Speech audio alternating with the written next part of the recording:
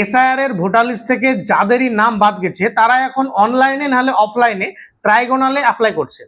তো যারাই অনলাইনে অ্যাপ্লাই করছেন, তো আপনাদের এখন কি করণীয়?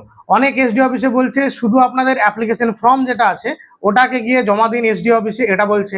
অনেক এসডি অফিসে বলছে ওই অ্যাপ্লিকেশন ফর্মের সঙ্গে ডকুমেন্টসগুলো নিয়ে গিয়ে জমা দিতে বলছে, এবং অনেক এসডি অফিসে বলছে কোনো কিছুই জমা লাগবে না।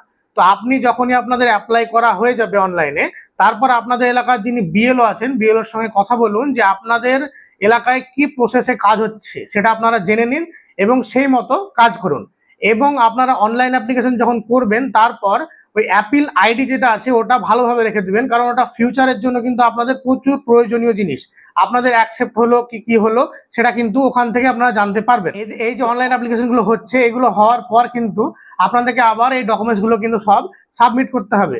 তারপর কিন্তু আপনাদের অ্যাকসেপ্ট হলো কি রিজেক্ট হলো সেটা আপনারা জানতে পারবেন। তো এই ভিডিওটা যদি আপনার ইনফরমেটিভ মনে হয় তাহলে আপনার বন্ধু বান্ধব এবং পরিবারের মধ্যে ভিডিওটাকে শেয়ার করে দিন, যাতে তারাও এই প্রসেসগুলো জেনে নিতে পারে।